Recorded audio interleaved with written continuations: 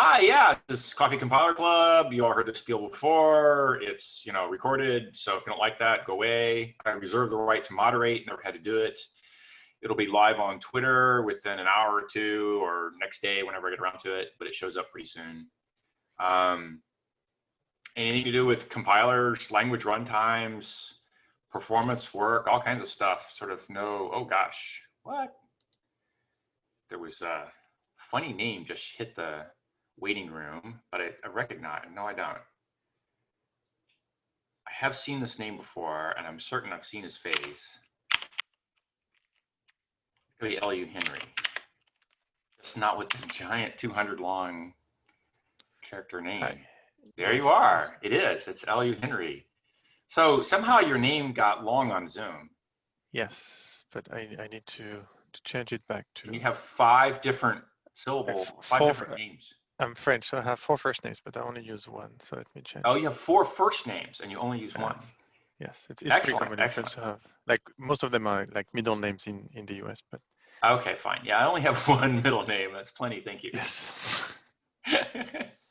Don't remember how to change. And I have to go in to get my real ID, which requires like a social security card, which I was issued when I was 8. Piece of paper, and I lost it 20 years ago. So I finally went and got another social security card. And now I have to go in and have my full name, rank, and so on. I'm a junior, by the way, although my dad's been dead like 10 years. So I'll officially a junior until the day I die. Welcome to. I hope you're joking about the requirement to have a social security card to get a new ID. No, you? I am not. Real ID as opposed to a California driver's license. The difference being that a real ID is required to do airplane travel. What's airplane travel? Getting on a public airplane like Southwest Airlines, and I'm not certain. I think saying, do we still have those? Yeah, they exist. Oh, they're desperate for people. So Southwest still says no middle seats. Middle seats are left open, so it's not so crowded in economy class. And actually, airlines they must manage the airflow through the plane anyhow, because it's pressurized and has to be continuously turned over. So they can just turn the knobs and turn the air over in a plane every minute or so. So it's probably one of the safest environments you'll be in where you can be near somebody for the spread of COVID. It's a hard downward airflow from ceiling to floor, and it's all refreshed within a minute. You do have to actually go through the airport to get on most. No, that one you're going to be wearing your mask the whole time for, and that's what it is. Yeah, the airport's not right. The airport's not any better. No, they're flying. They're hoping you'll fly. I've done a lot of international flight travel, right? I'm getting all these airlines. We're ready for you. Come join us. British, KLM, I don't know, German, Lufthansa, everybody. And of course, you go read the news. The next thing they say is, yeah, and 2 weeks in quarantine if you fly here. Okay, fine. What the hell does that mean? I'm going to fly to, I don't know, someplace cool. Wow, let's go look the English, Scottish countryside. No, we're going to go to Heathrow and sit in a box for 2 weeks. What the fuck? Fine. Gregor hope he went back to Singapore. He stuck him in a hotel for 2 weeks. Yeah, I could hope, right? I could look at the hotel window at all the cool stuff and say, wow, that's nice. I wish I could go see it. But yeah, fine. We had a grandchild, right? And so Lisa went and did that for 2 weeks. But, that was painful for her, painful for me. Looked out her window for 2 weeks. Ludwig, you went and you came back. Your name's changed again. Your sound hasn't come back on though. You're muted. It's okay. I'm just teasing. Yeah, no, I just switched accounts, but the other one wouldn't let me change my name for reasons. Yep. Fine, whatever. Well, anyone have anything to start off with? I don't know if I have something screwing around in my head right now. I'm sorting. I had a question on megamorphic dispatch inlining. Yeah. So I was curious if, like I'm designing a class and I'm going to reference I'll just always use the example of some map, right? So I have a field that is a map.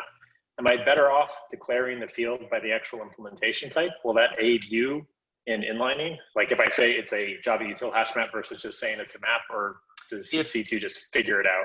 Yeah, if you don't have to throw down any casts, C2 will figure that out as well.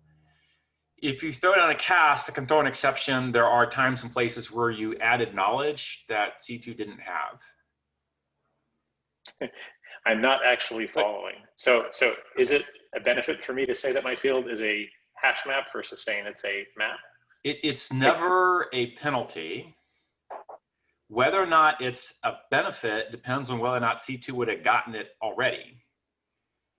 So C2 does a reasonable job of flowing types.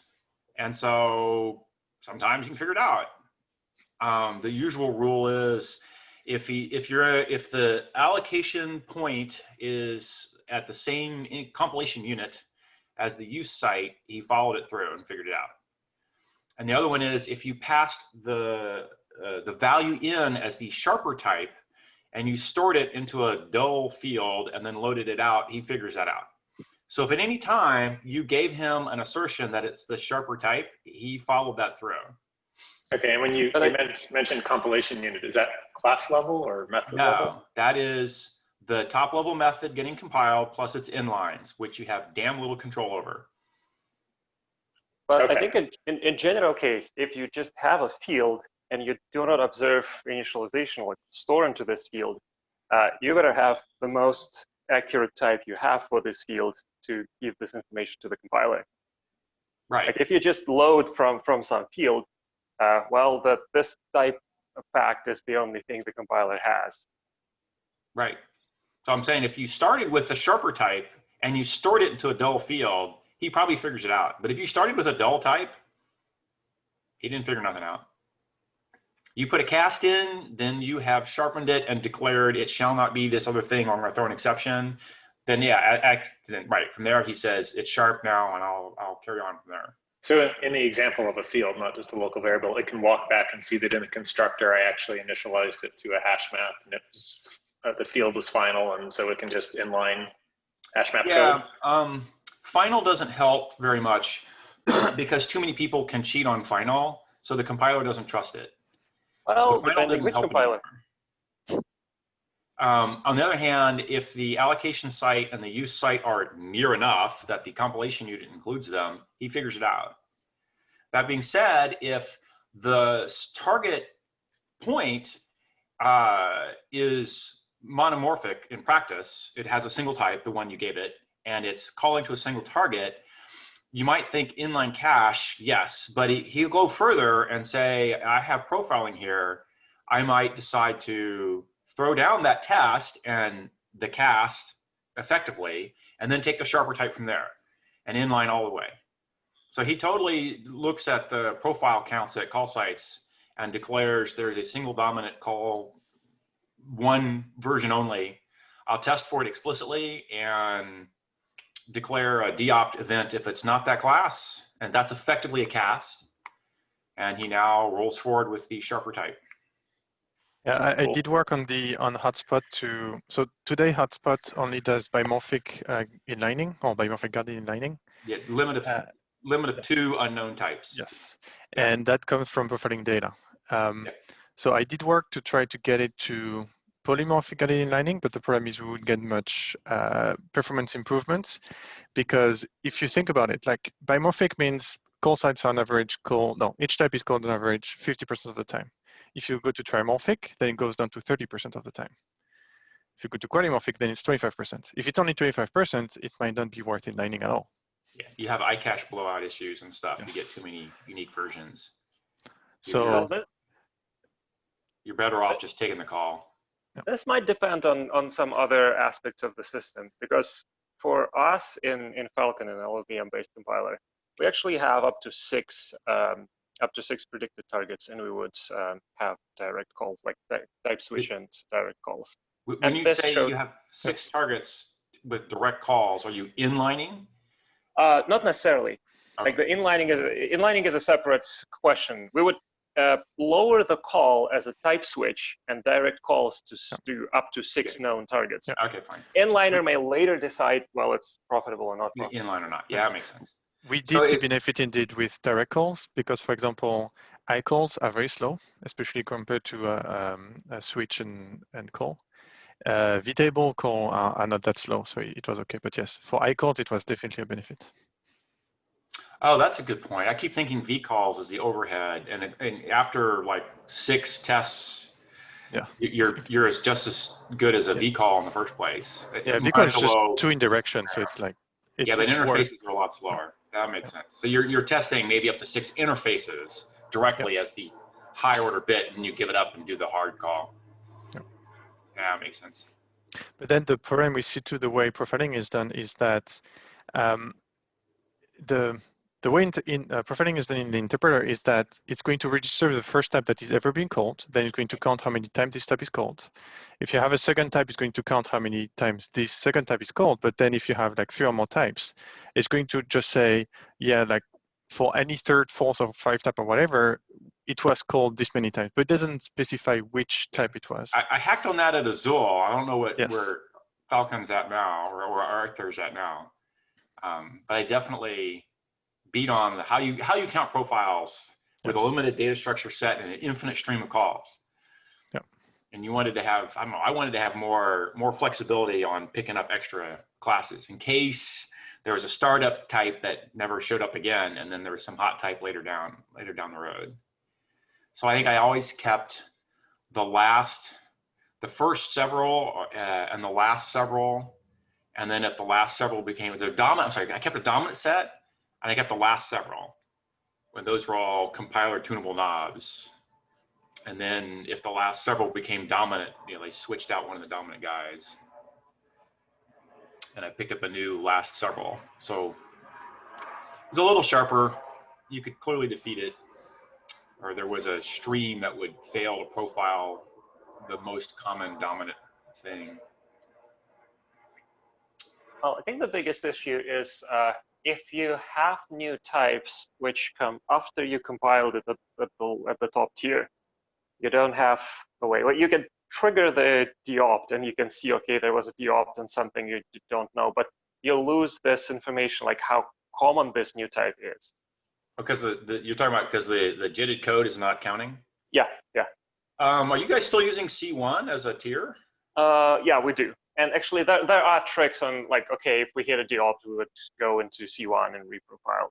But I was doing that. Yeah. I don't remember the details, but like there are cases where we could just lose precision just because of these transitions. Right. As soon as you're in C2, you quit profiling. Okay, fine. So now you ran without profiles for a while. Then you discovered a new type you'd never seen before. And then, I don't know, you could. I know I had it going, or I tried to have it going, where you went back to C1 and you counted profiles for a bit and updated profiles, and then you went back, compile again. Usually, though, the benefit like disappeared. You went megamorphic and you gave up inlining. And the right answer for inlining would have been inline at a higher level so that you had the sharper type to begin with and didn't try to rediscover it down in the middle of things. I don't know, diminishing returns.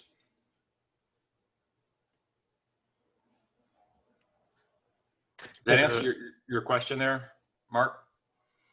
Yes. It sounds like the answer is you'll probably figure it out, so I don't need to be specific in my field declaration. Or there's not necessarily much of a benefit. If you have a really hot piece of code and you're terribly excited to find out, isolate it, turn on plus print compilation, and look and see if it got inlined or not. Fair enough. The way to hack it in Java is just to have a series of if object instance of your type, then you cast and then you call it. And you can basically do that manually if you want to hand optimize it. That's basically what the compiler does in the end. Yeah. Usually by the time you're doing there, you actually want it up leveled because if it's hot, it's in a hot loop and you want to know before the hot loop. So you want something. Yeah, this came out of just a general question while I was doing someone's code review and choice of styles. Like, you know, do you want to specify by interface or by type? So I was trying to argue the benefit of actually specifying the concrete type. Well, I don't know. Maybe C2 is smart enough to figure it all out anyway. I generally prefer the concrete type because I'm not going to change the underlying data structure, and then it's just known for everybody. And then there's a very specific case where I must, and that's if I'm doing a concurrent hash map, where you damn well need to know that it supports the. Yeah, that's where I kind of started doing that pattern, was, you know, actually putting the type documented that, yeah, guess what, this map is thread safe. Otherwise, It was always let's go figure out where it's initialized and see. And then I thought, yeah, well, maybe it's just a pattern to use in general. Right. Well, the other one that I found is that I do a lot of performance-related work, and so a lot of the times I look at people's sort of poor choices, or I'm worried about their poor choices for data structures. So, like, you say it's a list, but I need to know that it's an array list, not a linked list. So now I have to go look. Same reason for synchronized or thread safe. I need to know just performance-wise. Right. Well, I think it's just a general trade-off between flexibility and performance. Like if you have a more general type, well, if you ever need to change. Well, I think that would apply to like your methods, right? What you take in, yeah, you want to be general there, but like assuming your field is not public, there doesn't seem to be much of a downside with being specific. Well, if it depends on where you get this like this collection. Maybe you get it through some like series of calls. You pass it as argument, and then you store it into a field.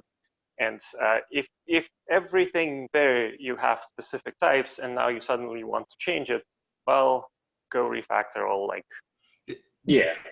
This is the sort of the trade-off that I'm hearing, and you know, and I have my own take on that one. If it's going through a long call chain and is used by a bunch of people, then there's a generic thing because it's got a lot of use cases.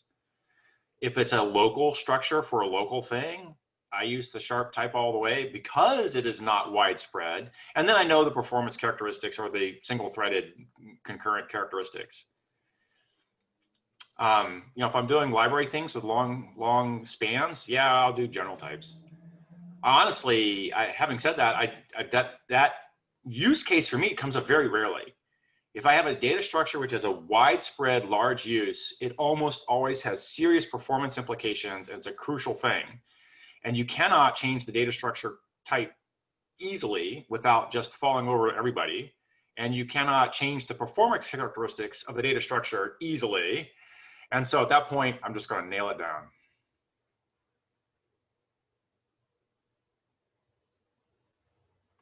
I see other people doing other things, but that's not how I work. Yeah, it's possible that we here might have a bias towards like things which are more performant, but the vast majority of the code, it doesn't matter. Right. Yeah. Right. Yeah. Fair enough. I don't. Fine. I don't know. I'm a minimalist on data structures. I don't have a lot of bonus extra lightweight or light use data structures floating around. I think about them very hard before I put them in. It happens, but I guess I look at other people's code and I'm always mystified. Like, why the hell did you do this? You just do it all up front and get rid of the extra data structure and quit storing the shit. That's people's coding styles or whatever. I find myself very frequently correcting people that have the impression or a misimpression of what volatile versus atomic is. Like a lot of code I've been reviewing lately uses AtomicBoolean all over the place and only set and get on it, and try to explain the cost difference between that and a volatile Boolean. Like, please stop this. Yeah, yeah. So you have people writing concurrent code using AtomicBoolean with get and set. Well, it's people writing, yeah.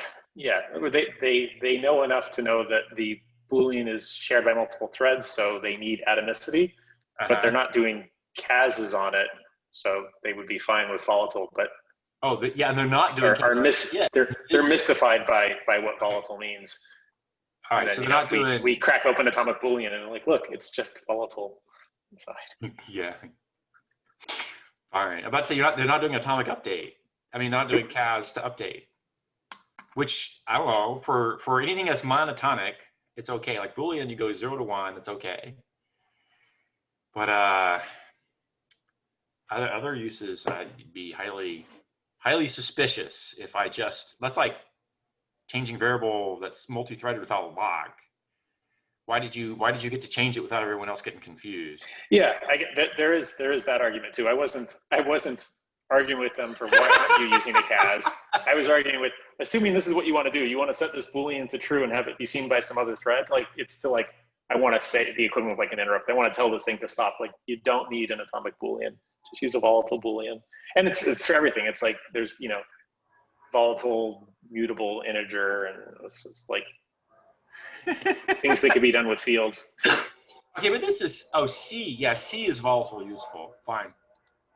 So Matt threw a link in. It's worth following the link. It's a very quick read.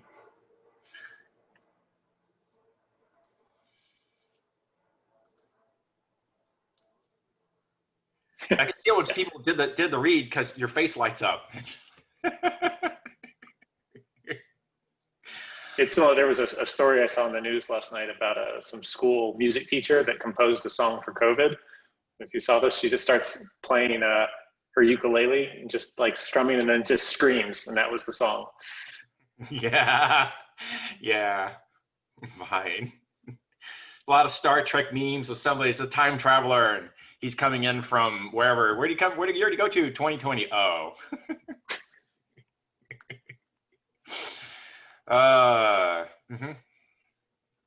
California burns to the ground. 1 million people die of disease. Trump's, you know, running a circus in the White House. Fine.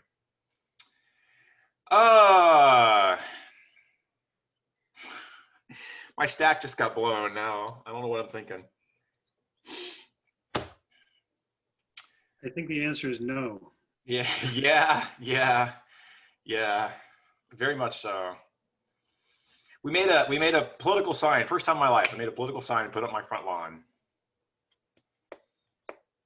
So I don't know. I'm not a big stand up and scream guy, but I'm getting ready to stand up and scream now. So you know it's pretty bad if you had to build a political sign. Exactly. I'd say, I wonder what is a way I can get that sign to the chat here. It was kind of cool. It's just, Lisa got this thing called a Cricut, which is basically a 2D, you know, it's like a 3D printer. It's a 2D precision cutter. And you can cut paper and you can cut vinyl. And so you get a Home Depot white plain for sale house sign with blank, cut vinyl and slap it on, and you can get very cool looking things. I'll spend 10 seconds looking for this, and feel free to ignore me, and then I'll give it up because I haven't looked in a while. No, I have not updated my desktop from my phone in a while.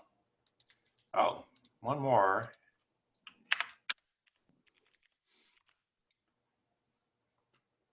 Get Charlie here. Hey, Charlie, you have to save us. We're rambling and meandering. And you think I'm going to be able to help? Yeah, fine, okay. I don't know what else. I'm hunting for topics now. We're all kind of like shooting around. I've been fighting error recovery hell in the compiler, error message hell in the compiler. I'm trying to figure out what's the right way and when do I give it up and say that is good enough. And there's no good answers there, I think. How many times have anyone written a piece of code where you forgot one character, so close curly or semicolon, and the compiler lost its brains and spewed 200 stupid error messages in a row? Anytime I use generics. Okay. Every time you use a preprocessor in C++. Oh, the preprocessor C++. Okay, yeah, right. Any templates. I did in Java all the time, just forgetting a closed curly in some context, and he just barfs his brains out. I've been trying to sort out if there's a better way to discover error recovery here and stop. Like I got the point in the first place, but then the next 10, 15, 20 in a row were all completely junk and everyone should know it. Why are you reporting them? And, you know, and then, oh, in the file, we're missing a semicolon or missing a closed curly. Well, hell yeah. What the hell do you think you were doing? I don't know. Okay, fine. That's also one of the challenges with terse languages, is because the more terse the language, the Yeah. less likely there are extra symbols like semicolons that you can count on to show up at arbitrary yeah, points. to stop you out. Yeah, yeah. Yeah, and I'm like staring hard at indentation as a hint that says that I lost it and I should quit now. So many errors in a row and my indentation's off. Okay, back up, and see if I can't, you know, throw a curly close or something in. And grand C error explosion. You have to go look now. There's a competition for this. Okay. Always is.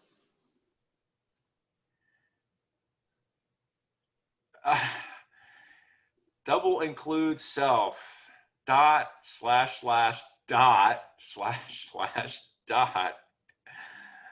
Oh my God. Okay. 6 times the amount of error messages of the second entry, the same multiplier, 5.9 billion. Really? How long does it take to complete the compilation?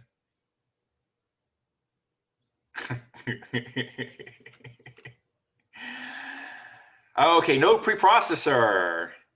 Class T, class dot dot dot. Oh God.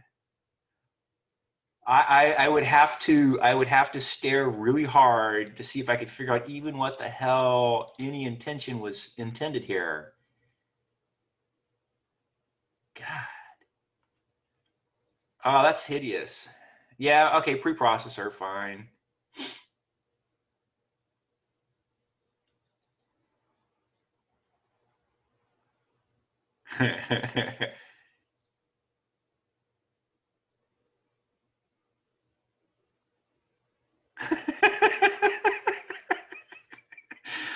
Oh, when past the C++ compiler invocation line, this allows the shell code to escape the test harness sandbox. That sounds like a bug.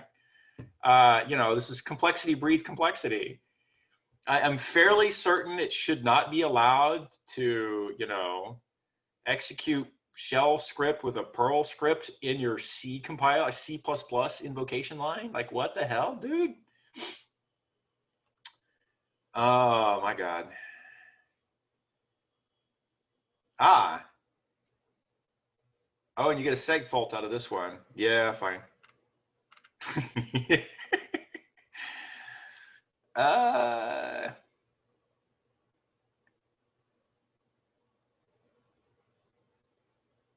Yes. What the hell is this guy doing? Fine. It was exposure to the C++ compiler errors that I kept having while trying to learn to program, while C++ was still being defined, Yeah, yeah, changing every semester. yeah, yeah. Yeah. That scarred me deeply.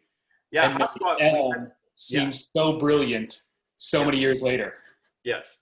Yeah, hotspot had the rule. We quickly burned our heads in so many different ways, and then we tried to be portable. And every C++ compiler was at a different state on a different platform, and they all died in different ways. So we came pretty quickly to a rule that said, you know, you can use what the fancy / / comment end of line. You could use single inheritance only. You could use templates only for the square bracket doubling array size. No other template usage was allowed except square brackets for doubling arrays. But you probably were also using the Solaris C++ compiler, which is always like 43 years behind. Yes, that one too, but GCC was a pretty messed up state. So we had a project we did in C++, and our Linux build would take over an hour, I think. And the Solaris no. It was like 15 minutes. And the Solaris one was 16 hours, I think. Yep. That was after Sun fixed all the bugs so that it could compile. Yeah, I had to use Solaris, not a problem. Because we had cut down what you would use C++ for, we never had those kind of compile times. I was all happy to get away from that because we had too many other bugs were going on. We didn't need compiler bugs too. But we had to compile on Windows. We had to compile on Mac. We had to compile on Linux, and we had to compile on AIX. We did the ATT compiler. We did the Intel compiler. Like, it was a nightmare. There were literally a dozen compilers we simultaneously compiled on and built hotspot with that had to run on, you know, half a dozen OSs and platforms. So minimalistic was the only solution. And the whole, you know, volatile, useful, useless. No, yeah, exactly. We knew that. We had a volatile macro that provided the read and write barrier effects on each platform, but how it was implemented in C varied by the compiler. So there was a volatile keyword. We tried it for a while. Nothing happened. We figured out it didn't do anything useful. We basically denied using volatile. I'm sure they came back in. They went in and out for a while, but there was definitely a period where I stripped volatiles out of the code base, and I tried hard to make the preprocessor barf on you if you used volatile as a keyword. And then you had to use the you know, the special macro for your OS to get that behavior. And no one knew what a memory model was back then. So there wasn't any notion. We all had something to do with, you know, total ordering somehow was what you got out of volatile, which no one ever did. That's fine. Enough random history. So last week I've been doing slides and not doing compiler things for videos. That's why I don't have any compilers on my top of my head. So I'll go pick on Cameron as my easy whipping boy of doing something fun with compilers, at least. You're probably still doing something fun with compilers. Not too much with compiler this week, but working on, we're writing a couple databases right now. Oh, you guys are in the database thing in your ecstasy. Yep. Yeah, you actually doing the database, or you just backing it over somebody else's? You doing a driver, or are you doing a database? Database. Okay, so it's like Atomic folks did a database. So it's the natural thing after Hello World, right? Yeah.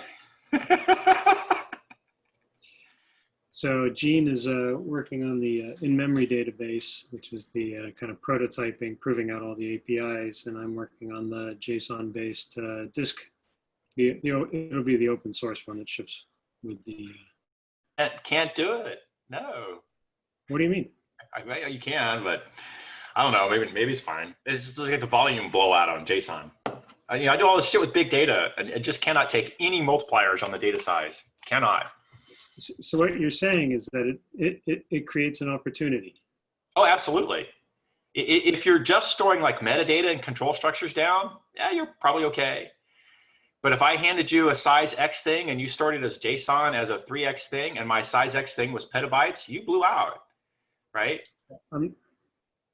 Just for historical sake, I did design the portable object format, so the compressed data. That was mine.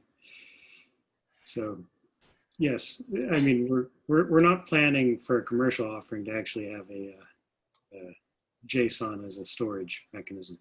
Oh, I see. Okay, fine. I don't know. You could grab like basically the core tech from H2O, which more or less ran an in-memory database. It kind of did.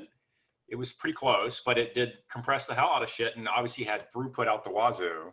And that format could be stored to disk sort of fairly straightforwardly, not necessarily with hugely low latency, but with hugely high throughput, even against mutations. But you wouldn't get any one mutation to disk rapidly. So this is all being designed for serverless infrastructure. So the idea being you have to be able to go from a dead state to serving an answer state within a couple milliseconds. And that includes starting the application, loading the database, et cetera. Yeah, a couple milliseconds to get an answer only works if you're only getting an answer that comes with off the disk in like one platter rotation or something. What's a platter? Yeah, it's the thing that happened before SSDs. But the point being is that you can't ask for very much data. Like, please, sir, give me a millisecond answer on my terabyte. You're not going to do that. Well, it certainly would help if you had a runtime that could persist a running image and bring it back to that same point. H2O could load from disk as fast as all spindles would run or all SSDs would go across in parallel and concurrently. So however fast that was, it would totally do that. Yeah, I'm talking about skipping class loading and verification and compilation. Yeah, those were never an issue when you're loading a terabyte. The class load was all over within a second, and the terabyte was the disks or the SSDs just ran a while. And that was how fast it was, and you didn't care on the class load thing. That's fine. Just throwing it out there. There's a lot of fun stuff in there. So is that open source? Yep. Yep. Mostly it got grotted on after I left by a bunch of people who didn't know what the hell they were doing, and hasn't moved very fast.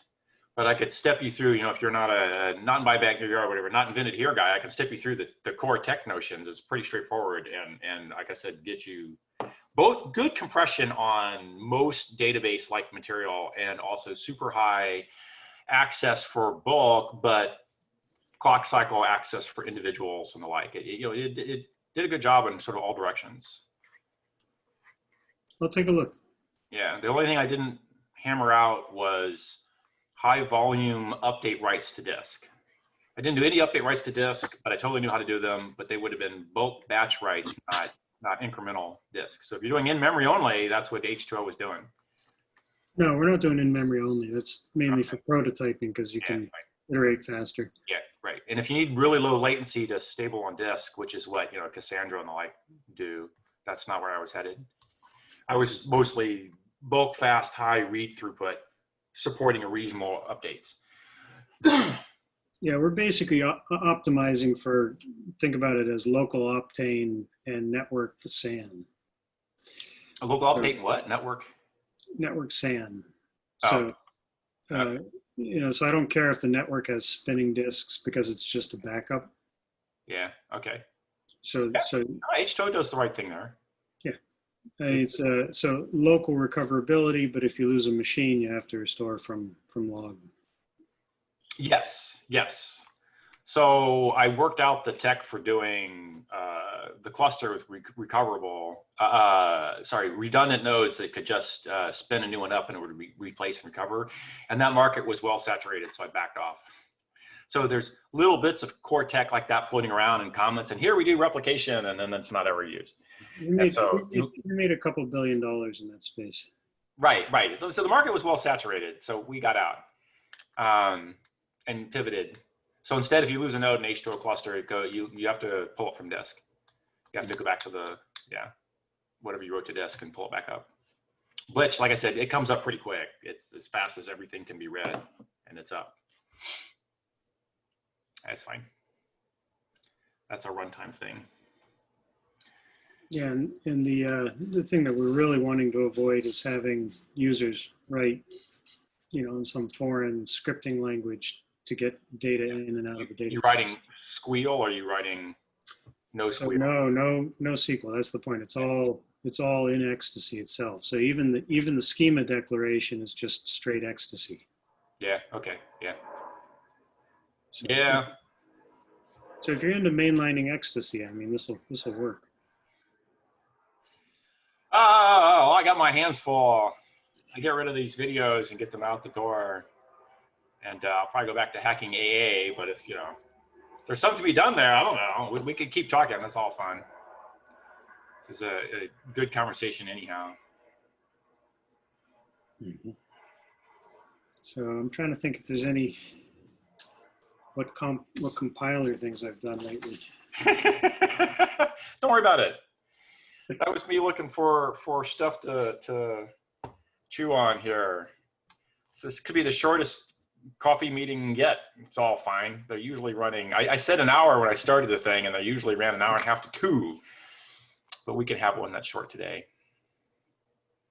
So it is kind of interesting from a modularity standpoint, because this is our first real test of our module system, module and container system, because the idea is that you create a host container for a particular application, which then creates 2 subcontainers, one which contains the database code for application-specific database code, and the other contains the application itself. So there's this set of dependencies, if you will, among these various containers, and some very perplex, some challenges, some good challenges in there.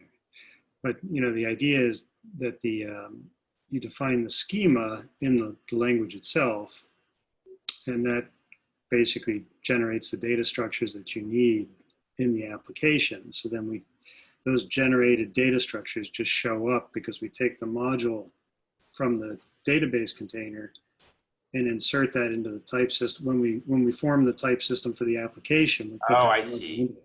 Oh, that's a good answer. Yeah, H2O's, was 2D tables only, but due to compression, you just denormalized. You didn't care how badly denormalized you were. Everyone had every column. And when you went to go use it, you got to use the columns by name. And if you screwed around, you could invent a data structure that made it more sensible looking, but we didn't have an automatic language injection for the column names as object fields. And that was, Right. there was a stylistic thing you did to go use it. It would be nicer to have a actual language injection. We were doing all sorts of bytecode rewriting. We could have done the language injection right there. Yeah, and then the other thing I'm tackling is, one of the regrets I always had with coherence was that it never represented its own internal configuration, if you will, as data in coherence. So that whole database schema as data is another big part of the design. How do you turn metadata into data? Mm-hmm. Class. That's right. Yep. I don't know. H2O didn't need that because it's a flat thing, but I understand where you're coming from. And you have to go close the loop on that. That's one of those funny things. They're sort of, that's a different question there in the chat. There's an actual question there in the chat. C2, not me, put in SIMD, auto SIMD work when I left. That was in progress. And as far as I know, it got turned on some years later. So SSE, is that right? The Intel SIMD code. Yeah, he auto vectorizes, short form auto vectorizes. And I don't know, I assume LLVM does that. Yeah, and we benefit a lot from the upstream work in this area. So basically, we didn't have to do anything specific for Java, but the vectorizer is pretty solid there. Yeah, okay. Yeah, I know that on certain generations of the x86 chips, the vector math is actually faster than the FPU. Oh, yeah.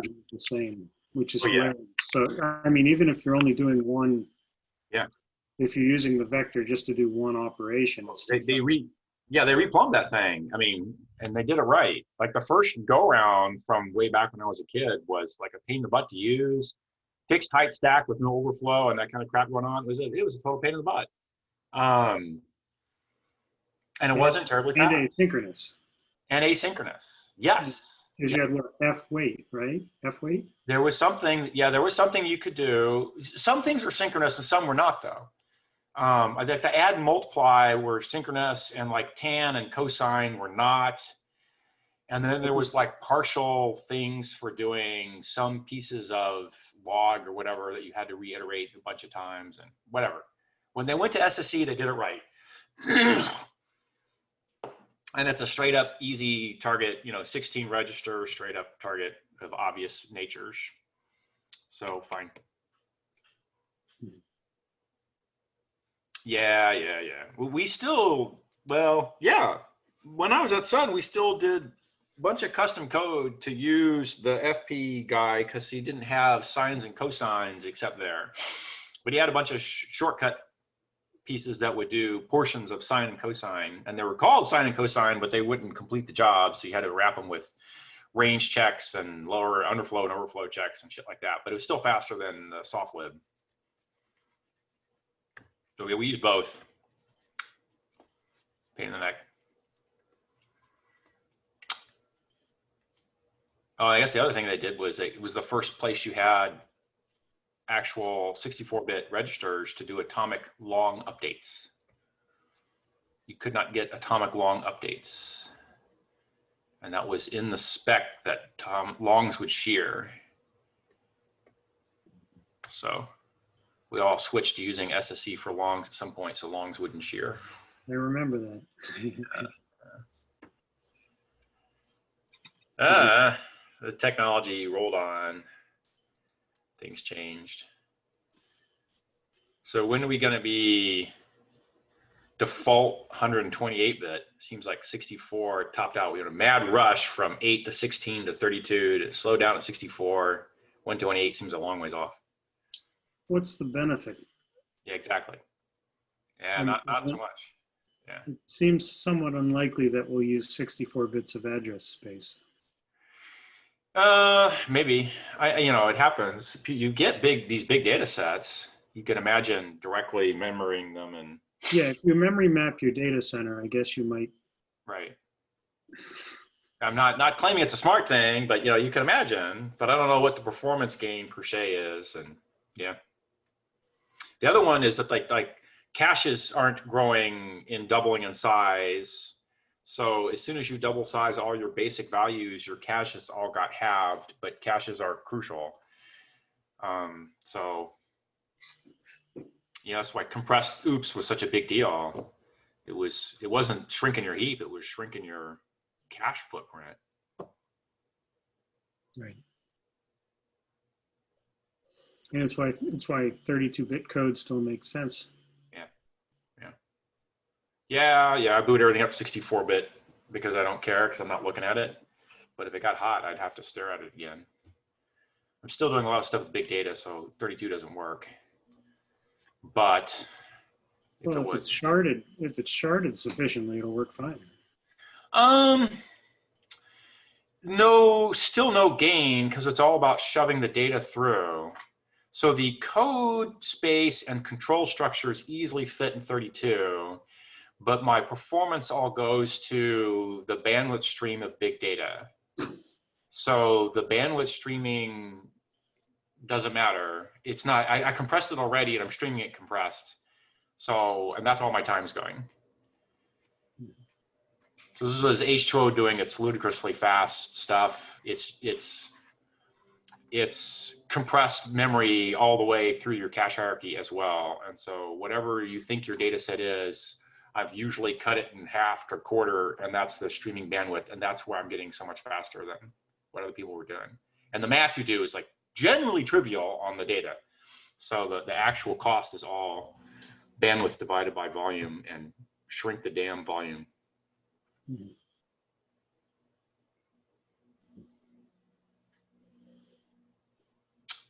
Yeah.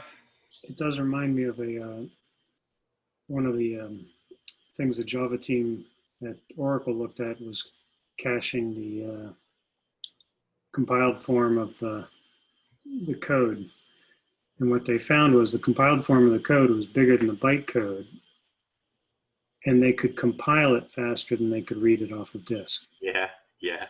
So it actually slowed it down when they cached the compiled form. Yeah. Because the bottleneck was the disk, not the compilation. Not the compiler. Yeah. Certainly for C1 style compilers, that's true. There's even guys who can, we'll show you that we can inflate a reasonable bytecode version into a template style compiler code in your L1 iCache faster than we can load it from memory. That the cycles to burn it in bytecodes into instructions and then move it from dcache to iCache exceeds the cost to get it from main memory. So that was that one went around a while ago. I remember seeing that one, and then immediately you do the extensions of yeah, and then I don't know about C2. C2 can be a little slower to compile. C2 might not get there. C1, I would totally believe that. Here, GVN is I totally was pissed off at that one. My PhD thesis was combining SEC-based value numbering, if you will. Yep, nice talking to you. I'll make sure which paper we're talking about here. But yeah, I totally did the loop-based value numbering. Yeah, first of all, I recently I'm working on the iterative GVN of C2. But I feel that this global value numbering contains a lot of things. It contains like a type in reference, and it contains like a dead code elimination. Yeah. So why did you do the global value numbering in this way? I did read your paper. It's called combining analysis, combining optimization. But I feel that you increase the bar to understand this kind of optimization in significant amount of efforts to do that. So you know. So the goal was a fast optimizer. Faster, okay. The goal was a fast, good optimizer with some trade-off of quality versus speed. So the actual the PhD thesis is this global value numbering combined with conditional constant propagation, and the global value numbering is the optimistic version as well. So that's the PhD thesis. The hotspot C2 GVN implementation is not the global, not the loop-based value numbering. It is, however, everything else under the sun that fits in that algorithm style, which includes, forward flow of constant propagation and dead culmination and p-pole optimizations, graph rewriting rules. So the main C2 goes in sort of two obvious phases. There's graph rewriting rules, which include the effect of every possible optimization on the planet. And then there's one shot at the global optimistic version, which is limited to values, but couldn't totally, limited to constant flow, could include values and does not. That was the PhD thesis. And then after that, you're done with the core optimizer. I guess there's a round for loops that are special. Wait, when you're talking about the core optimizer, are you referring to the iterative GVN? Yeah. Okay. So it's like an engine of optimizer. I'm sorry? Can I say that it's the engine of the optimizer? Yeah, it does the core. No, it's not. Well, it does the core optimization. You cannot get away from having iter GVN. It does simultaneously, incrementally, in linear time, dead culmination, constant propagation, every possible stupid algebraic identity optimization, common subexpression elimination, and a dozen other passes. It does in incremental, fast, linear time. Generally incremental, fast in the size and space of the final result, as opposed to of the whole program. Like it barely touches nodes once to delete them and throw them away, typically. And so your IR, based on the raw expansion from the bytecodes, from the bytecode parser, takes a 4-to-1 reduction before it ever gets out of the parser based on iter GVN, using just local p-poles. That reduced size then runs one more pass over itself until it shrinks down to nothing more to be done. And you look at that optimized code, that code is sort of ready to go right there. You want to do the loop thing, okay, do the loop thing. The global version was fun. It picks up a few more things, but doesn't pick up a whole lot more over the pessimistic bottom-up iter version. And then that's it. It's time to go, register, allocate, and emit code. Yeah. I still have like a question about this one. When I read the iterative GVN, my understanding is it's a global value numbering, right? But slow down. You break out global from optimistic and pessimistic. ITER-GVN is a global pessimistic value numbering. Global pessimistic value numbering. It's also a global pessimistic constant propagator. Okay, got it. The optimized pass, the optopass, is a global optimistic constant propagator, but still a global pessimistic value numbering. But yeah, they're global. The value numbering is always global. That's what that value numbering cannot be anything other than global. The thing is, I know that it's global, but when I read your code, when I dive into the code, I found that the implementation, doesn't look like a global because there's no basic block. You never iterated the basic block, so. That's correct. There are no basic blocks. So they're all run together, so that's global right there. Okay, you got no basic blocks, so I can't be limited by a basic block. So it's not basic block limited, it's global. Oh, you mean you put those nodes into the work list, no matter so you ignore the like a basic block. So in this way, I do not represent basic blocks. So there is no basic block in the IR. Yeah, but there's some kind of structure node like a region or phi.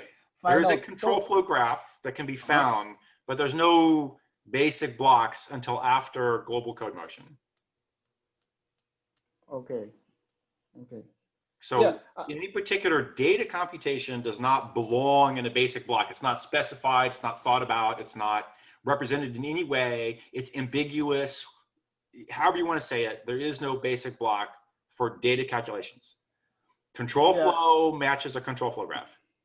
Yeah, I know that. And also, I read your a blog called Too Much Theory.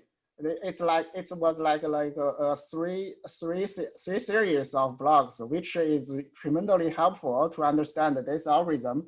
But I found that you delete all those contents from your blog. I did not. I haven't gone and rescued them. I don't know what the hell happened. Somebody wiped it out, and I've been using WordPress. I need to go in DreamHost. I need to go wipe them out and start again. I still have the content.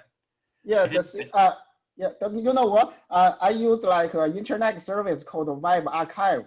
So after I put your URL of the blog, you can roll back to like a historic point of this blog, and then I can find the contents.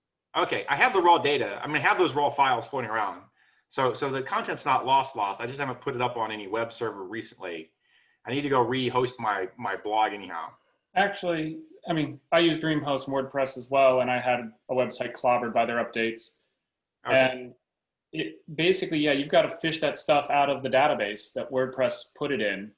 If you just use Web Archive like he's talking about, it's actually less work. Yeah. Okay, fine. Yeah, there's some good stuff back in those blogs, including the core core theory behind the core tech that C2 runs on. Yeah, I feel that it's tremendously helpful for the people who are reading your code because there's some kind of theory behind it. I feel that code is intense, but it's not like a million lines of code. The code, the amount of the line of code is limited. But the thing is, there are some theories behind it. Without those knowledge, it's really hard to understand those kind of things. For example, you did some kind of type in reference using the latex. So I need to figure out that because when I read the Dragon book, they use like a data flow equation, some kind of that solution. That's different. Yeah. And also the compiler textbook are all like kind of outdated. So when I read those books, so I cannot catch up the latest solution. Like modern compilers like LLVM or the C2. I think LLVM does a lot of stuff using data flow. Well, I would say LLVM is much more like classic optimizer, and you would find a lot of more like traditional. Well, the representation is more traditional. Yeah. And I think on one of the previous meetings, we talked about compile time aspects.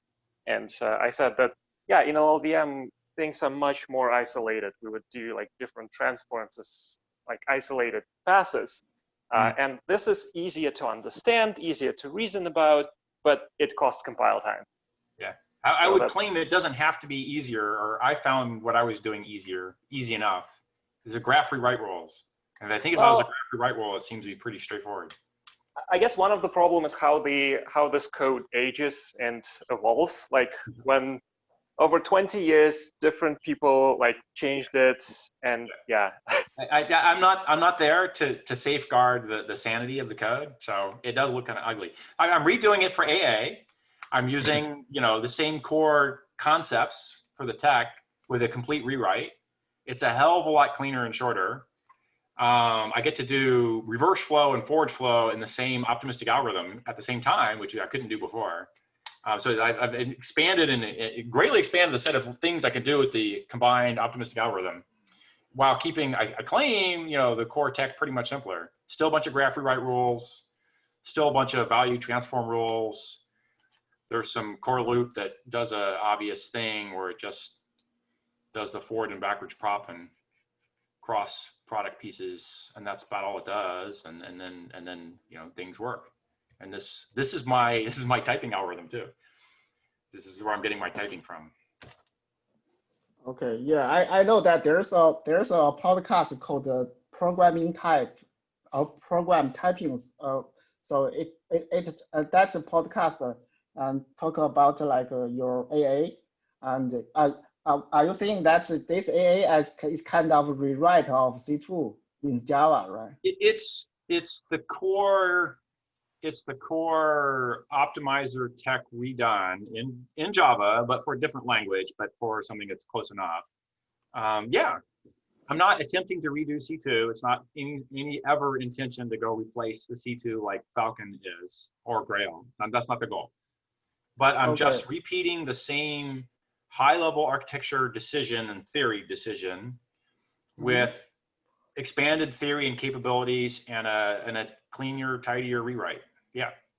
Okay, cool. You would recognize the insides of AA fairly straightforward, like an ideal call and value call, those exist just the same. I have a reverse flow, so there's a live call, that's new. The core algorithm for either the iter, bottom up or top down, has a core inside loop that looks very similar in terms of the high level design. You look for constants, you run the value, and look for live and dead and constants. You then run ideal for graph people rewrites. The peoples have to be limited in scope, or else I don't know who the nearest neighbors are. There's a nearest neighbor work list that works its way down to 0. That's basically it. Yeah, I just want to tell you the difficulty I faced when I read this kind of global value numbering. I read some paper from the Rice University. Princeton presented like a dominator tree-based global value numbering, right? And no matter how he iterated the dominator tree to get like global value numbering. And also, Professor Cooper presented like a strong connected SSA graph to do this kind of thing. So, I feel that their papers are both easy to understand. But when I map those knowledge back to the GVN or the iterative GVN of C2, I feel that because the IR is different. You don't use like basic blocks to represent the structures. I feel that it's really hard for me to map those kind of algorithms back to this IR. What's that?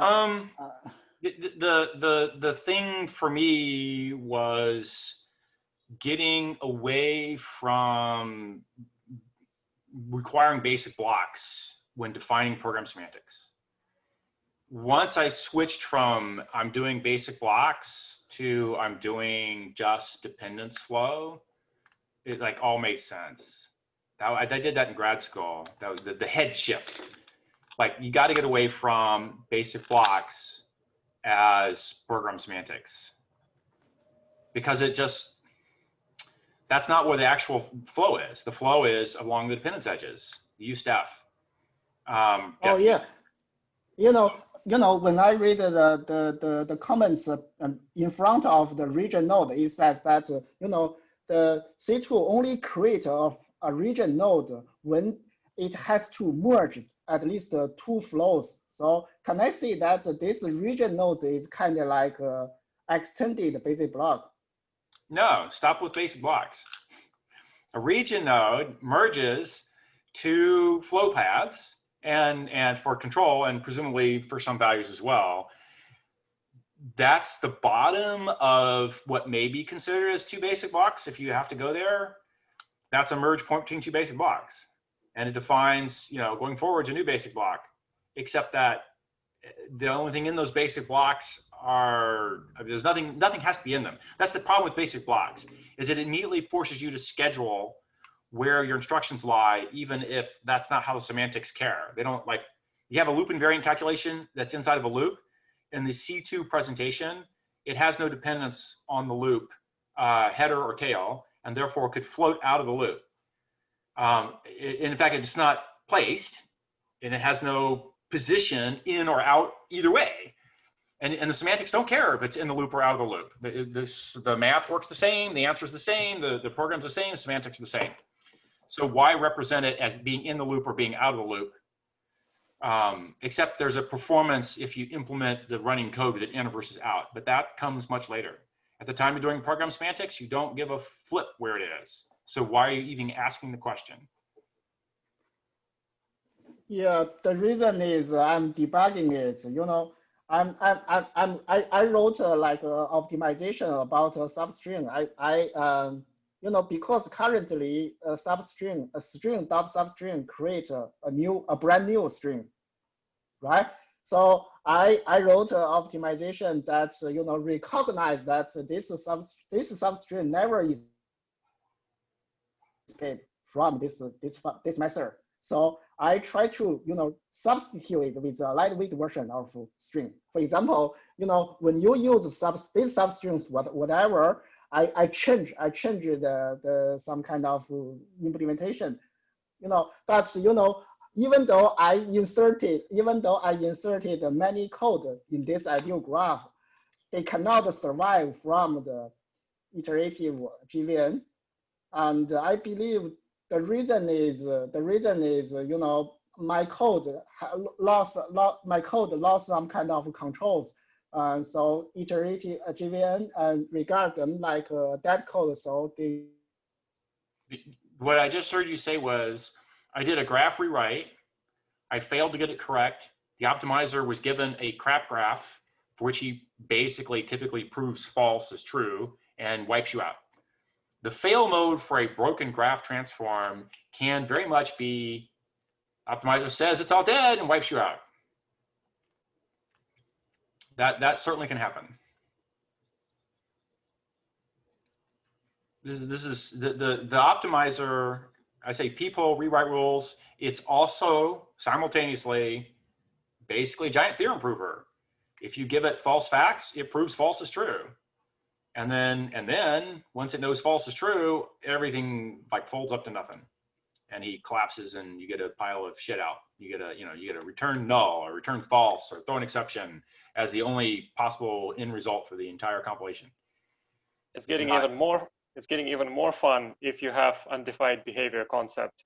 And if the optimizer can figure out, well, it's undefined behavior, and now instead of your code, you just have nothing. Yeah. Due to the way the optimistic version works, if you were to add, I can write the piece of C code for that. If you were to have undefined behavior, you can totally get, the optimizer can choose what your program semantics are. So here I'll write a little piece of C code. Except I have to do it in the damn chat window, but it's not too hard here.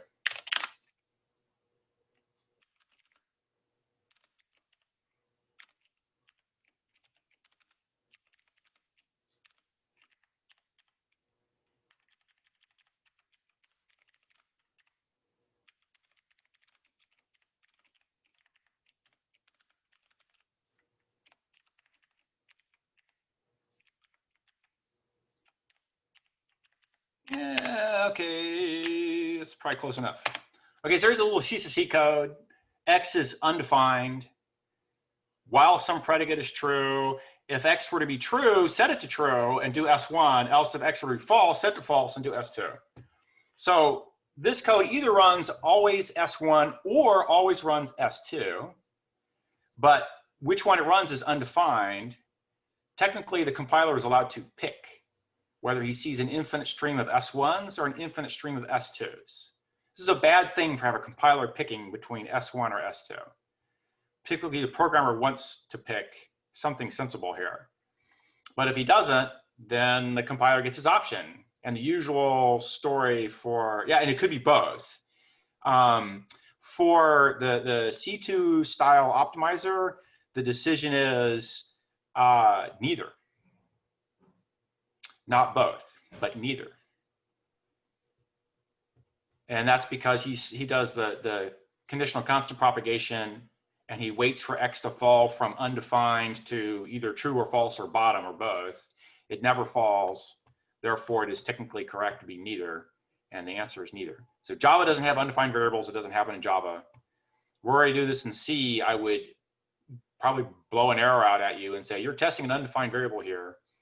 And if I were to go ahead and carry on after that, I would pick one of true or false.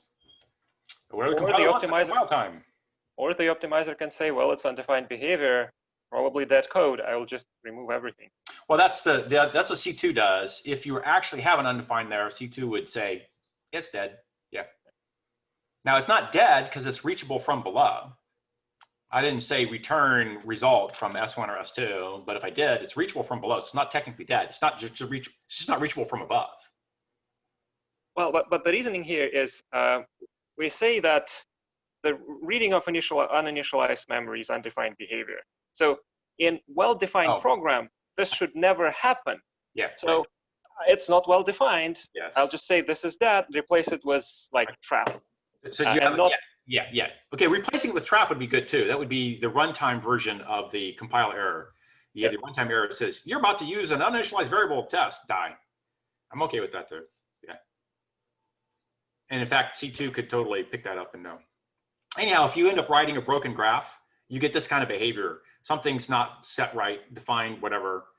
C2 proves false is true, and you know, shit collapses. It's one of the things that I've done better this go around was detecting fails in any of the rules. So you do maintenance on the rules. So you change the transform rule on how feed functions work or how add works or whatever you do, and you blew it. And then the compiler gets confused. I'm much quicker now about detecting and failing on those, as opposed to in the C days at Sun, the common case scenario was the graph collapsed and I got nothing out. And, you know, I had a fail, I had an assert blue, and I looked at the graph after the assert and there was no graph left. It was all gone. And so you had to work backwards from there and start saying, okay, when did I start collapsing this? And then you go, oh, I collapsed this because this, and I collapsed that because of that, and collapsed this because of this. And you rolled backwards and backwards and backwards with binary search, basically, and suddenly discovered you blew a graph rewrite rule and it collapsed. So I don't know, you know, substring with a different version should all just work. Shouldn't be hardly anything to do with the core optimizer. It should be recognize the pattern and substitute with a graph rewrite rule, a replacement pattern, and it should do fine from there. If you blow the rewrite rule, though, you can expect the graph to collapse on you.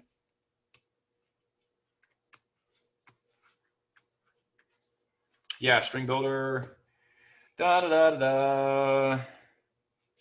do something, substring, pause, append. This is you trying to rewrite one for another.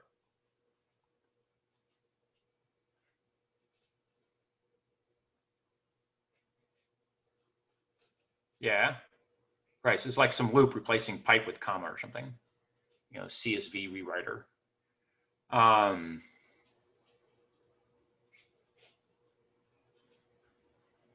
don't know, it's obviously should just work. String builder has its obvious large thing it does, and SP append does, and you wanna replace the substring with grabbing the bytes, the cars out, and write them into the SB as a bulk array copy kind of thing. I'm assuming that's what you're trying to do here. Your mic's off, Zine, and you have no video, so I don't know if you're trying to say something or not. Oh yeah, I'm trying to say something, but with the muted mic. Sorry.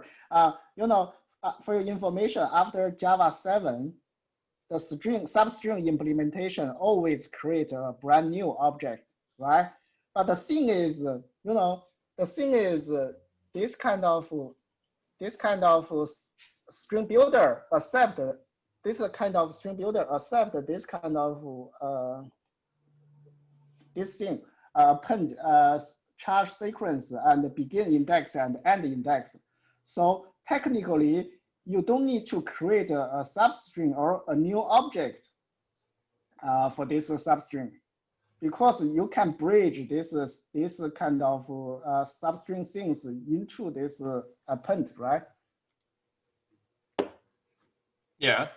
So in this way, we can save like allocate. We can save some kind of object allocation things. Yeah. Repeated string concatenation in a loop, and then substring for creation. That's like a big cost, and a lot of it in common Java things. And I thought C2 was already doing substring optimizations. But yeah, no, good thing to go do. Yeah, I don't think so. That's what I'm doing. But right now I'm facing like two problems. The one problem is, when I add some kind of optimization, I need to choose which point I put this optimization, or I install this optimization in the C2 code. You put this in the ideal call for the main iter people optimizer.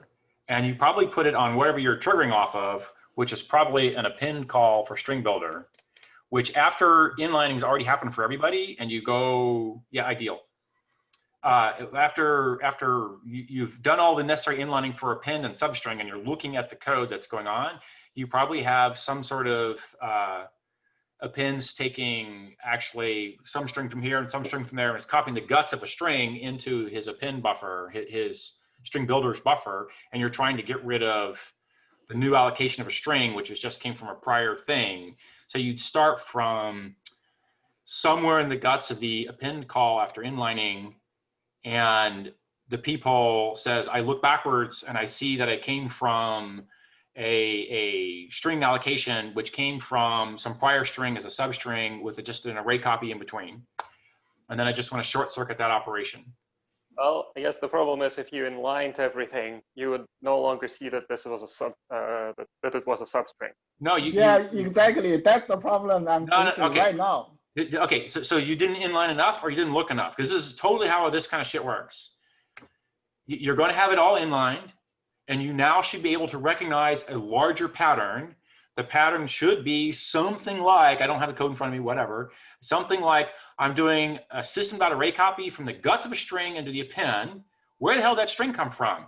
Okay, go backwards from the string, the array copy source string, to its allocation site. It's a locally allocated string. It's a new in the code. Now I have a new string. Where did that come from? Okay, it came from, the contents was a copy itself of a prior thing. So I have two system array copies in a row, and I'm going to chase through them all and point to the prior string guts where the second array copy came from, and then just do a bulk exactly, the bottom array copy just does exactly the same as the top array copy, but the top one copied from some other string into some new allocation, and then I'm going to copy directly here. I'm going to get rid of this one and just copy straight from here down to here. So interesting. You're copy and this copy and the new allocation up here. You're basically describing what I'm currently working on, and it's specifically for string concat, string builder, but in a little bit more generic case, because the way C2 does it by recognizing calls to string builder and basically intrinsifying the behavior. The other way is you just do it from, I'm just cheating on string builder. I'm describing how I would do this as a generic optimization. Yep.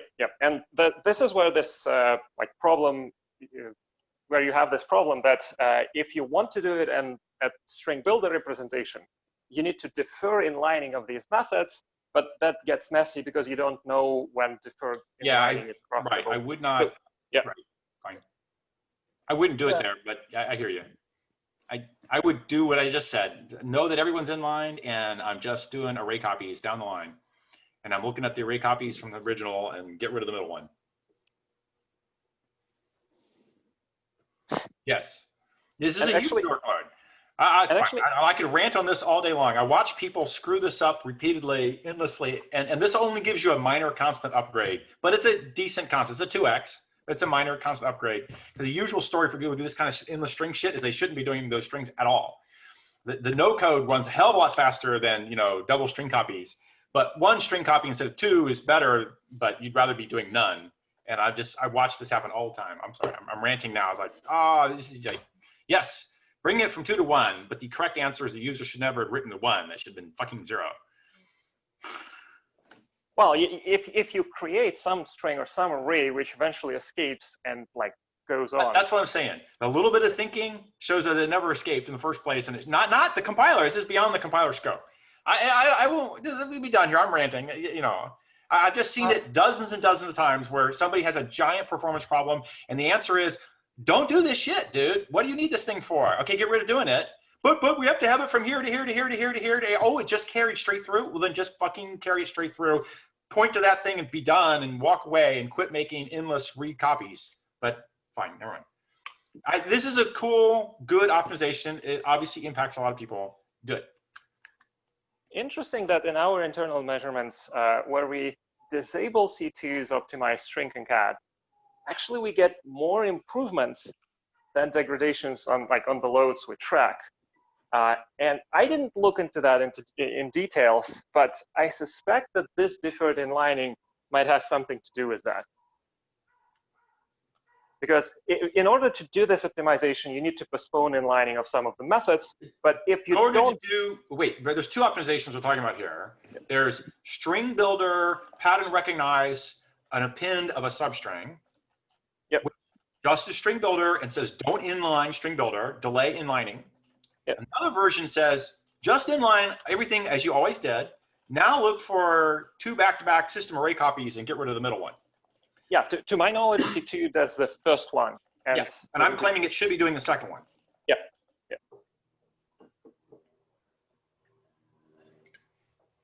Yeah. The way to do the second one is to inline everything and then pattern match the 2 array copies that are back-to-back. Yeah, Cliff, yeah, that's what I'm doing right now. After inlining, I try to recognize certain patterns for this kind of usage.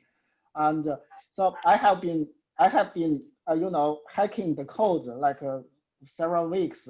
I started doubting myself. I feel that I did it the wrong way because there are so many patterns.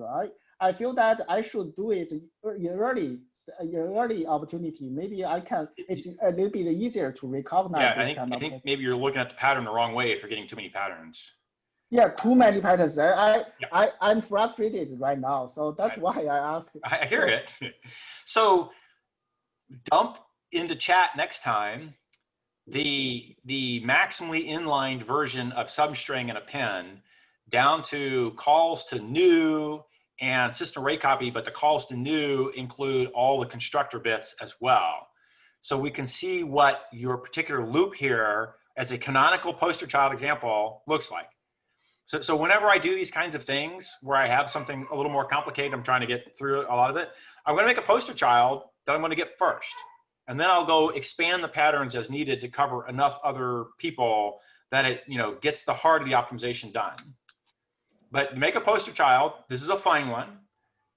Inline the shit out of it. Know what your pattern ought to be. It should be pretty obvious as to how you do it. And it should be pretty obvious how to make it a little more generic. And then you walk away. And we'll sort it out. I mean, it should be obvious how to sort it out from there. Okay.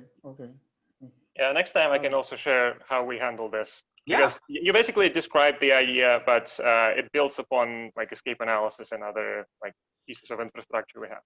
Right, and what I'm claiming as a useful pattern here actually doesn't need to do escape analysis in any way, but the new substring only dies if escape analysis works. But you can get rid of the extra system array copy.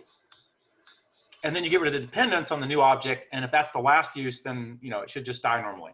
we can take a look at what you guys are fighting with, but I think there's a straightforward pattern here. Well, escape analysis helps to, like, basically you need to prove that there are no other modifications to the source array. Right. Yeah. And I'm claiming the obvious answer, it should come obvious from the straight up flow in the graph. As far as you guys doing, okay, you took my new work. I don't know what you did for Falcon. I did a bunch of work on new to put it into the graph IR after I left Sun, which I guess is in C2 now, and I haven't looked at it. You want to have a new in the graph directly sort of represented so you can declare when it's dead. So in Falcon, yeah, it's a separate, let's say, node, and we have a lot of optimizations around this, like knowing that this is a new allocation. Right. But I don't know what C2 makes does. a new thing, and then they use it briefly, and then they never use it again. It should be obviously dead. You can detect that directly using it's obviously dead. Is that correct? Oh, you can even have like initialization stores or initialization instructions into new. Yeah. You can have graphs of news which depend on each other. Let's say you have an allocation which is present as the opt value in another dead allocation. So basically you can have several dependent allocations which you can delete altogether.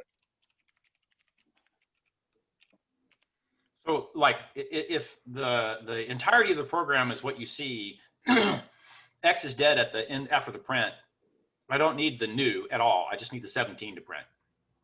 And can that be discovered? Yeah, I found that what I'm doing right now is very similar to auto unboxing. Yeah, it is. Actually, yeah, I feel that, it's kind of like this. I call it the abstract aggregate replacement. It's kind of like this thing. So I have a new object, or I have a new class, which is a little bit lightweighter than yours. So I try to, replace your heavy class with my lightweight class. For example, so, I don't need to copy this kind of substring. I can use like the parent string and the offset, right? So this is a similar thing. Yeah, so slow down. If you replace a substring with a different variety that has different program safety, you have to be careful you match the right program safety semantics and the like. There's some funny things there. What I'm talking about doing doesn't need to have another class go in at all. It's literally below the class layer, if you will. It's really just in the IR after expansion. Yeah, that's what I'm doing. So, but as I told you that I feel that there are so many patterns. I doubt myself I'm doing. There should not be so many patterns. There should be only like one of interest, and then we're done.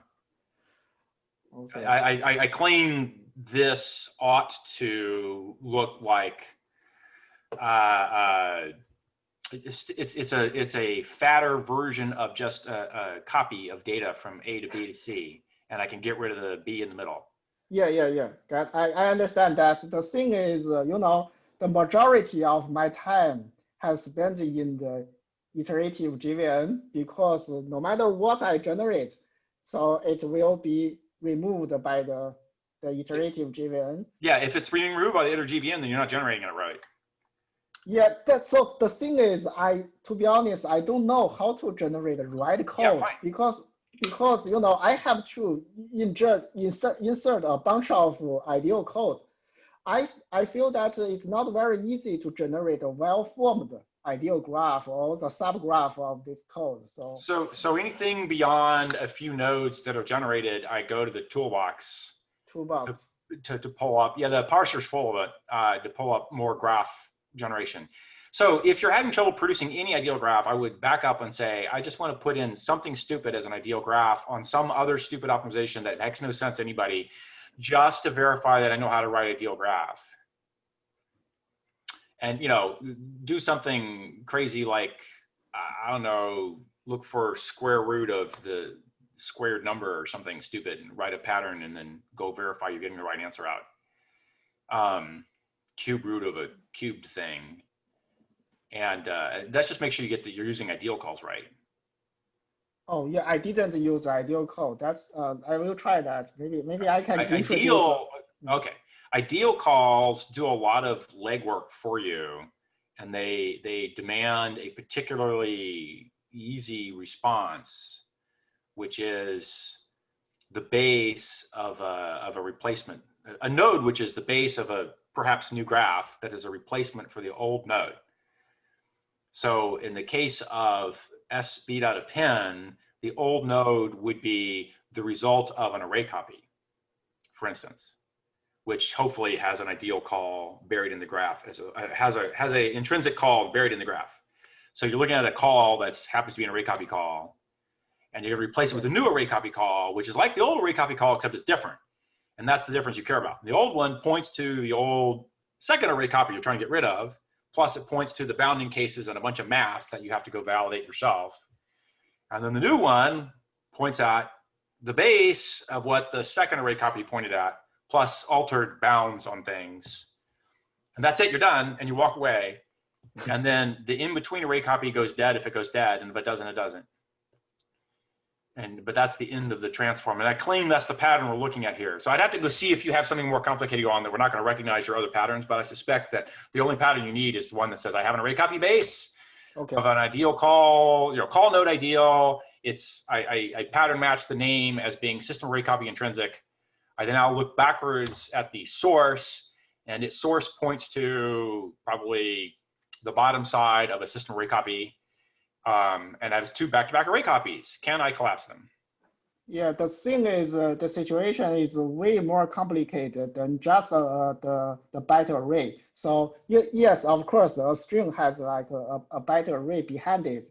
But also, some people use this substring to get a hash code, to get a length of this string, right?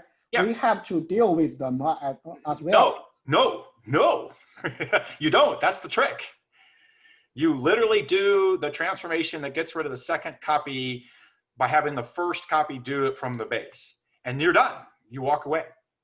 And the optimizer will clean out the middle substring, the middle lengths, all that for you. You do nothing but just get rid of the dependent copy. And I think that's the big trick. The thing that always blocked me when I first started hacking on C2 last year was I was trying to do more like Zin's doing here of like, I was trying to take the whole thing out myself. And I'm like, no, if I just get rid of the last thing, if it's no longer used, it disappears on its own. I just had, and it was a blocking thing for me for a long time. And then, I'm now still blocked. Yeah, I don't know this kind of thing. I try to handle them all. The optimizer is very good at cleaning up dead code, useless code, stupid things, math folding. Okay, let the optimizer do what it does. It's going to do its thing anyhow. Yeah. You want to snip the edge, the last edge holding the middle array copy off, the memory usage of the middle array copy. Once you snip that last edge, it goes dead. And then it just folds up and it's gone. Okay, that sounds terrific. So I will definitely try this way. I realize I probably is doing it wrong way because I have to handle so many cases. I'm frustrated and about to give up. Right. Do not. This should be simple, not complicated. Okay. And bring the maximally inline version of your toy example so we can take a look at it because I think that'll be useful for people to stare and think about it. Thank you.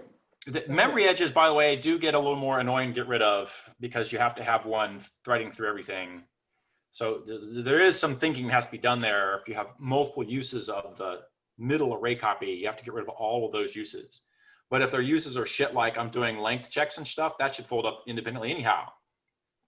For this optimization to actually work, you have to, the middle one has to be folding up anyhow, or you didn't care. It didn't really help you. All right, fine. Yeah, bring it on next time. I think that's good. Okay, thank you. and it's like 11:40, so I'm going to declare victory. A little bit of a slow start. Okay, a lot of a slow start, but that was a good end here. I like that go around. Yeah. So the plan is hopefully we're going to talk about this next week.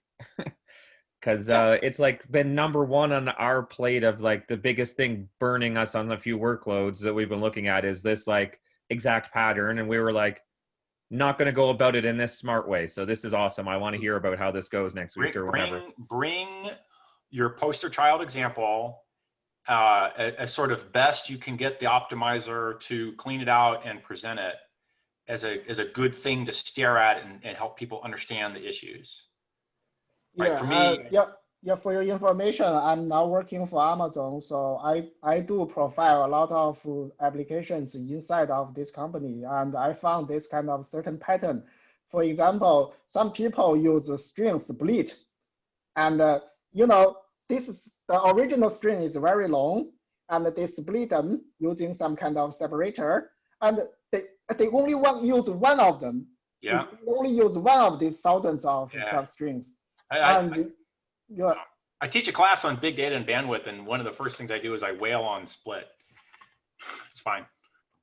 Yeah, and I get 5x speed ups by getting rid of shit going on. Stupid things, usually allocations going on. It's fine. It's a different thing. I could tell you guys how to do it, but I can't tell all of Amazon how to do it. What the hell? Yeah. I'm not saying that it's a stupid thing, but so some kind of a certain pattern is good for those kind of programmers. But we can do something in this kind of Java side to make it their life better. For example, we don't need to create so many objects in the engine and make the GC like a label or something to do this kind of garbage collecting. We can save them. Yeah, fine. I just one of these things where it's easy enough for programmers to rewrite their code to not do this, but I'm not. I'm just done.